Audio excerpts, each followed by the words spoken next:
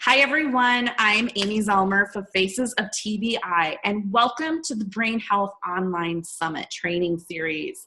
I am a TBI survivor from a fall on the ice in February of 2014, and myself, along with Dr. Jeremy Schmo from Minnesota Functional Neurology, we saw a need in the brain injury community for more training and education on alternative healthcare methods and modalities for those suffering from the lingering effects of a brain injury. Our goal with this summit is to help educate and bring awareness to this invisible injury that affects 2.8 million Americans each year and is the leading cause of death and disability in the world. Each day, we're going to be bringing you 3 to 4 speakers who will share their experience in either working with a brain injury patient or their own real-life experience of living with a brain injury. So today I'm here with Dr. Michael Lewis, and Dr. Lewis is a renowned expert on brain health, particularly the use of omega-3 fatty acids for the prevention, management, and rehabilitation of concussion and traumatic brain injury. Dr. Lewis founded the Brain Health Education and Research Institute in late 2011 when he retired as a colonel after a distinguished 31-year career in the U.S. Army. His pioneering work has helped countless thousands of people around the world and recognized by the American College of Nutrition with their prestigious 2015 Humanitarian Award. Dr. Lewis has been featured on CNN's Sanjay Gupta MD show, and he regularly appears in the media, including television, radio, webinar, podcasts, and now summits. So welcome to the summit, Michael. How are you? I'm doing great, Amy. How are you doing? I'm doing really good, thanks. I'm glad that you are here. Your name comes up over and over and over again in my TBI group on Facebook. Hopefully it's a good thing. It's a really good thing. People are like, you got to check this guy out. His omega-3 protocol helped my son, my husband, whatever. So I'm thrilled to have you here today. And today you are talking about when brains collide, what every athlete and parent should know about the prevention and treatment of concussions and brain injuries. So let's start out here, Michael. In simple terms, what is a concussion? Well, in the most basic terms, a concussion is a bruising of the brain. So if you think about your slip on the ice and you hit your head, or a girl falling on the volleyball court and backwards hitting her head, or helmets colliding, football field, whatever, colliding, getting shoved into the boards on the ice hockey rink. There's a transfer of energy, that sudden stop when your skull hits the ground or the floor or whatever. And the brain keeps moving inside the skull and is going to hit up against the inside of the skull, causing essentially as if like somebody punched your brain. It's a bruising. And that initial hit's what we call the primary injury. And the only thing you can really do about a primary injury is to avoid it in the first place. Right. But what most people don't realize is following the primary injury, there's this whole set of biochemical cascades that just continue to cause damage over minutes, hours, weeks, months, even years. And so you think about there can be an onset of chronic inflammation going on in the brain. If we don't correct that inflammation, those inflammatory biochemical cascades, it's like a fire that just kind of continues to smolder in the brain, causing damage potentially even years or decades down the line if we don't do something about it. Yeah, and I want to make a point too that you don't have to hit your head to have a concussion. That's actually a really interesting concept. And I've got at least, I know one patient of mine that I can think of right off the top of my head, had all the signs and symptoms of a concussion after going on the one and only roller coaster ride that she ever went on. So whiplash is certainly a major concern. I hate roller coasters. We probably all had a concussion as a kid on a roller coaster. Uh, yeah, I could think of a few at some of the major parks, and that it's like we don't need to go on that again. So tell us, what are some of the long-term consequences after a concussion? Well, in the short term, it's those things are fairly obvious that you hit your head and could be nausea, vomiting, Mhm. headaches, disorientation, memory loss, and so on. But you bring up a really good point of the long term issues, and basically we kind of classify them typically in four different categories. Cognitive being one, difficulty thinking clearly, memory, concentration issues and concerns. Physical being the second category, headaches, fatigue. Fatigue is one of the things I think is not as appreciated with head injuries as much as possible, as much as it should be. Is that I see, NFL football players that are just they're worn out by noon. So I think we underestimate fatigue. Some of the other ones that can be short term or long term, light and noise sensitivity, really having struggle. If you think of a high school kid in a cafeteria at lunchtime with all the noise and all the chaos and the movement and sound and light, fluorescent lights, that can be Yeah. just devastating to a high school kid. Balance being another one. A third area that we have to consider is emotional, moodiness, irritability, and the one I see a lot, anxiety.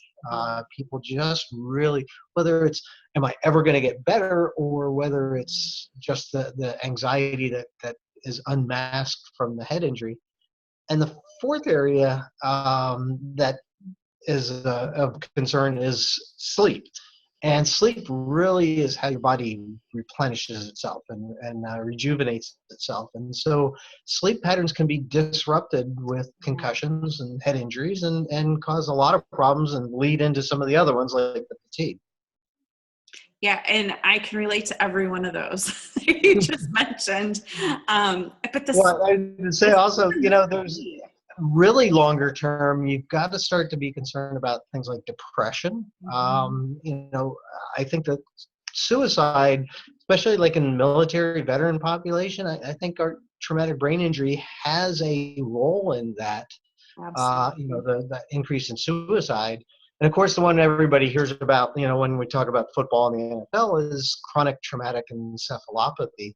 And you think about it, is you have an injury and you have CTE, but yet they're separated by 20, 30 years apart, really. And I think, in my opinion, that's what's in between that, point A and point B is chronic inflammation that's not being addressed.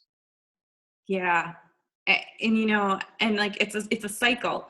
If you don't get good sleep, you're more fatigued, you have more anxiety. I mean, it's this vicious cycle that you just sometimes feel you can't get out of. Well, and one of the things, statistics are funny. You could say, 2.8 million people Right. have a concussion every year. We don't know, and sometimes we don't know how many. But the other thing that we don't know is how many people actually get better. And there's some estimates that 90% of everybody gets better within a month, or 70% get better within a 2 weeks, or something, along those lines. Well, all right, so if we have somewhere between probably 3 and 5 million head injuries every year, and 70 or 80% of them get better, that still leaves 20 or 30% of people who aren't getting better after a month. And multiply that out, that's a lot of people. A lot of people. And lingering for years and years. Yeah. And Kevin, my average patient probably comes to me somewhere between 18 months and 4 years after their head injury. I know it took me 2.5 years to find someone who got it. So, yeah. So, tell us, how did you find this correlation with fatty omega 3s and brain injury? Well, it's a little bit of a longer story that I'll make really I was doing infectious disease work for the military. I'd been brought back and teaching at the medical school, the military medical school in Bethesda.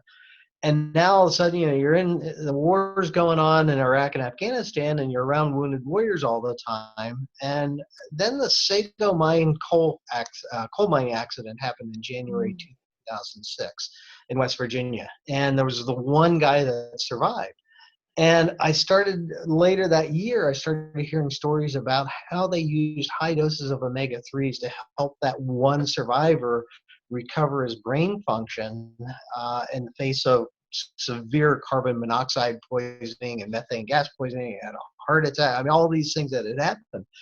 And I got to thinking about it and ended up being put in touch with the neurosurgeon that took care of this guy and peppered him with questions. And the next day I went to the head of research at Walter Reed Army Medical Center and asked, is anybody looking at the use of omega-3s to help our soldiers recover from traumatic brain injury? And he thought about it for a second and didn't just blow me off. He actually said, it's an interesting idea. No, nobody's looking at that. Why don't you? And that's literally how I got involved. I had to teach myself, had to learn about omega-3s. I wasn't a neurologist. I was doing infectious disease work. And so I had to learn not just about the brain, but omega-3s and how they interact. And unfortunately, there's just not that many people in the world that understand that. Well, actually, it was fortunate for me because it made networking really easy because I could get to know the few people in the world that really know something about it and have subsequently become good friends with them. And I just started to put together the research. People started asking me questions, and it was when my younger brother reached out to me and said he just got knocked out. What do I do? And I literally kind of made up the Omega protocol off the top of my head that quick, and it worked. And every patient that I started to advise on this, it just kept working. So I kept going, and it just kept growing. So what has your response been? What have you seen happening in these patients that you are putting on the omega-3 protocol? Well, there's two big categories of people that I would say. There's literally the severe traumatic brain injury, the bad car accident. And that was actually one of my first sort of the case that Sanjay Gupta picked up on, and we had published in a scientific journal. And it was an 18-year-old kid who was in a bad car accident. And I got a call basically saying, do you think it might help this kid recover from traumatic brain injury? They basically want to pull the plug on him. They don't think he has any chance of survival if he survives, and there'll be no quality of life. He'll probably never come out of a coma. I talked to the father, I talked to the neurosurgeon, and we started using the really high doses like they did for the Sago mine accident survivor. And the kid went to his high school graduation 3 months later. Now, 7 years later, is doing great. He's in college. He's doing stand-up comedy. He's moved out of the house. He's living in an apartment, and on and on and on. So that's one. That's severe traumatic brain injury. It just made sense that if we saturate the brain with what it took to make a brain in the first place, in utero, I call it my brick wall analogy. If you have a brick wall that gets damaged, you probably want to use bricks to repair the wall. And omega-3s, DHA, are literally those bricks of the brain cell membrane. And so that's really, really important. The other protocol that I've come to known for is the Omega protocol for the walking, talking people who can swallow a pill or liquid. It doesn't have to be down their feeding tube. Right. And the results that I've been getting from that, even with healthy people who I challenge, often I'll get an email from somebody 2 days after they start saying, wow, I didn't know I was supposed to feel this good or have this much energy and think this clearly. And you can imagine if that's with healthy people, what it can do for somebody that's really Mm-hmm. stuck in the mud. They're, they're the brain fog and the fatigue of a head injury. And all of a sudden, that curtain of fog can be lifted and give you some energy. I could tell you story after story, but it's been really satisfying to see, how quickly we can help people on the road to recovery. But remember, it's just nutrition. It's not a cure. It's not a drug. It's dealing with that nutritional foundation in the brain to allow the brain to heal if it's going to heal. And that's actually how I found you, was from a member of my Facebook group. She emailed me and said that she had found your book and implemented your protocol on her son. And she saw a drastic improvement. I believe he was maybe still on a feeding tube when she implemented it. And she felt like, what do I have to lose, right?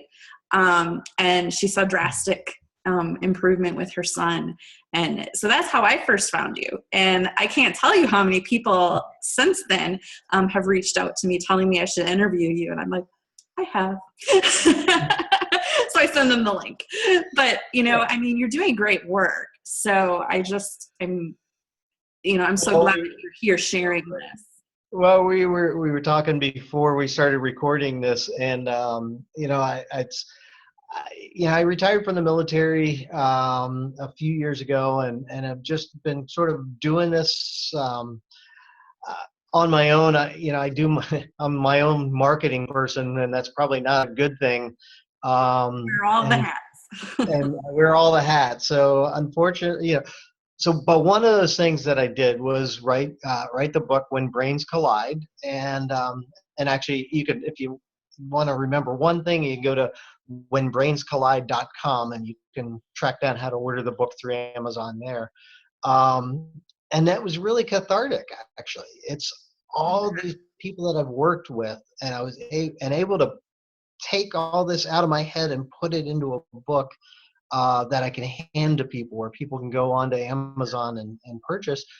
And I say it's a book about hope, because it's really, I tell this patients' stories and how most people with a head injury lose hope. They don't think they're ever going to get better. And I've just seen that's not true. We can turn people's lives around. We just have to be smarter about it and not pay attention to the standard medical system that says there's nothing we can do, only time will heal the brain. And I just refuse to believe that. And I think the further out we get on our journey of recovery, the more disheartening it becomes if you haven't received the help. Like for me, in the beginning, I was told I should feel better in 4 to 6 weeks. And I didn't feel any better, and then it's like, oh, let's give it 6 months. Oh, let's give it a year. Oh, well, now it's been a year. Maybe you won't get any better.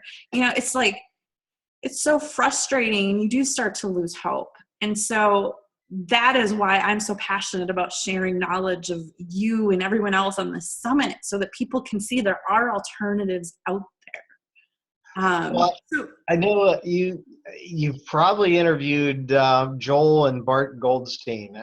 I'm not sure. Does that sound familiar? Mm-hmm. I'm going to look them up now. Well, anyway, Bart was in a car accident when he was 15 or 16. This was like about 14 years ago or something like that. And Joel, his father, wrote a book called No Stone Unturned. It's about its memoir. Yes. That process. And I got introduced to them. We connected. It was about 12 years after Bart's accident. And yeah, they've been told, anything beyond 6 years, this is as good as it's going to get. I do know who you're talking about now. And then Bart tried and then finally convinced Bart to take high doses of fish oil for a little while.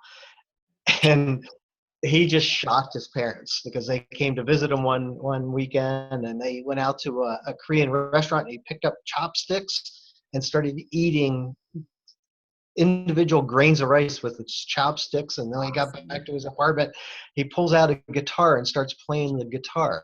And he had gained this fine motor function 12 years after his accident, Um, then the only thing he had done differently was using my omega protocol and taken the higher doses of omega-3s, and just had phenomenal results, even in fine motor skills 12 years after his accident. So what doses do you typically recommend? Well, as if you know anything about omega-3s and DHA and EPA, the two main ones, it's not such an easy science. And so it used to be easier when there was only kind of one really good concentrated group of products out there. And I used to say you need to be taking 15 capsules a day or 15 grams of fish oil a day. Recently, they've come out with more concentrated formulations. So instead of 5 capsules 3 times a day, if you get one of these real newer concentrated formulations, it's only 3 capsules 3 times a day, or 9 grams, or a little over 9 grams, but 9 capsules a day. And I say we do that for at least a week, but if it's a bad injury or if it was long ago or whatever, be prepared to maybe do that even for a month, and then go down to two doses a day. So 3 capsules or 5 capsules, depending on the product. So 2 doses a day for a week or 2 or 3. And then I think everybody actually, which gets us into the concept of prevention, Right. that everybody should be taking a good solid dose of omega-3s every single day. We don't eat enough fish. We eat too many junk foods, Yep. and so the way omega-6s, the pro-inflammatory omega-6s that are in junk food and everything, Yeah. it's same coin, different sides. So the higher omega-6s, the lower the omega-3s, and vice versa. And so it's hard to get the omega-6s out of the diet, and you can't do it quickly either. But you Mhm. can increase those omega-3s back up to where they're in balance with the omega-6s. And you can do that really quickly with high doses of omega-3s. And in your book, you give a more specific um, protocol, correct? And like recommend it. I do both for, like I said, walking, talking, want to swallow a capsule or a liquid, but also the severe. So I actually take the severe, using down a feeding tube is basically double that of the regular protocol. So it can be as many as 30 grams of fish oil a day. Like, you imagine taking 30 capsules of concentrated fish oil, or even 60 capsules of sort of your standard over-the-counter fish oil. That's a lot of fish oil. And so I very specifically lay out the amounts, and I try to do so in terms of fish oil, but ultimately it's really the omega-3s that count. Is there any disadvantage in taking fish oil? Like, I mean, I assume that it's totally worth trying, especially if you're severe and you might be dying anyway. Are there any risks involved with taking this high dose of fish oil? Well, in your patient that's comatose after a car accident, and there's not, parents, for example, aren't being given any thread of hope that their child is going to survive, I look at it and say, well, what have we got to lose? And it's funny because the resistance from the medical community is, oh, it might cause harm, it might do damage. I'm like, it's fish oil. It's nutrition.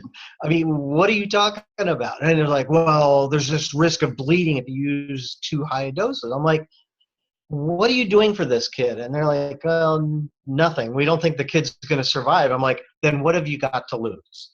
Um, so on the higher doses, there is a theoretical risk of bleeding. However, that's never been shown. I've never seen a case report, let alone anything in the scientific literature, that actually a clinical trial that shows that's the case. Whereas I've got patients that have been on 30 and 40 grams of fish oil a day for years and not had an issue. So safety wise, I don't think it's a concern, although it's something that I would do in conjunction with your doctor. Mhm. Um, Side effect wise, the two biggest things that typically can happen if you're walking talking kind of person is it can upset some people's stomach. Good quality fish oil helps with that. The pharmaceutical fish oils are actually in a really bad form, and I don't recommend them for anybody. I like a triglyceride form of fish oil because it's better absorbed. You squeeze a fish, that's what you get. Our bodies don't know how to absorb these ethyl esters that we make this new chemical entity, and so triglyceride forms can help with that fish burp, regurgitation, indigestion type of feeling. But some people still will have an issue with those, and sometimes it's the manufacturer. Sometimes you need to try different manufacturer. And then the other one is when you're taking higher doses of fish oil, people tend to bruise a little bit easier. And I say it's like not even as bad as if you were to take an aspirin a day. So there's the potential to bruise a little bit easier, but that's really more common on the really high doses. And I don't think you should be on high doses. I think you should be on high doses to sort of saturate your brain, and then let's get back down to a good, healthy, normal, generally recognized as safe dose. I don't think you should be on high doses for very long, and I try to minimize how long that is with people. But got to get that loading dose in. Yeah, right, exactly. So how can our listeners find out more about your protocol in your book? Well, several different ways. The first way, is if you're looking for the book When Brains Collide, you can go to whenbrainscollide.com, or you can search it up on Amazon. So I'm using a just-in-time printer. So you go on Amazon, you order a book, and they hit the print button, they'll send you a book. So there's not an inventory and stuff like that. And it keeps costs down. So that's one way. I've got a nonprofit that I started when I retired out of the military. It's called, I'll give you the website because that actually is pretty much the name anyway, is brainhealtheducation.org, brainhealtheducation.org, which is the nonprofit Brain Health Education and Research Institute. Sign up for the newsletter. I try to send out on weekly on Sundays, but I've kind of gotten to every other week or so lately. And then I am in private practice just outside of Washington, D.C., and you can find me at braincare.center. And I'm kind of getting a little bit better at putting it all into one place, and we'll be getting the website by the time you're watching this and listening to this, is drmichaellewismd.com, and I'll hopefully have everything under one umbrella for that. So lots of ways to get a hold of me. Great. And I will have all those links below this video. So just make sure you click on those links and check out everything Dr. Lewis has to offer you guys. And, do you have any final words of wisdom? Could be related to omega-3s or not. Well, actually, I do. And this is actually kind of interesting. It's a hot topic, worthy of an entire another interview. Is I mentioned anxiety is a big issue with my head injury patients, and pretty much 100%. And the thing that I'm finding that works better than anything at all, fish oil helps with it, and it's my go-to foundation. But the thing I've started to add in is hemp-derived CBD oil or cannabidiol, and I have found that works for anxiety better than anything. And when I've got a patient that comes into me and they're on Xanax and Valium and 5 different other benzodiazepines, hardcore drugs to deal with their anxiety, SSRIs and other things, my goal is to get them off of all that stuff. And the thing that helps is CBD. Works better than anything that I found for anxiety. It's a neuroprotectant. It's an anti-anxiety. We're now seeing research coming out that show that it decreases seizures and epilepsy, and it just is. It's the hot new thing, and I'm all in. I Yeah. think that it's great for anxiety, and highly recommend looking into it. And I actually am like this close to starting to use it. I've been doing some research to find, because again, just like the omega-3s, you want to have a quality product. You don't just run up to GNC. I didn't throw any companies out there because I didn't want it to be a commercial thing, but I'm going to do this once. And I really like Plus CBD Oil, PLUS CBD oil.com. And that company has these the concentrated gold 15 milligram soft gels. And to me, that's been a huge game changer, because it's gone from pastes and sprays, and you're not sure how much to where you've got it, a 15 milligram capsule. You know what you're getting. And to me, that's been a game changer, a life changer in some cases, for my patients.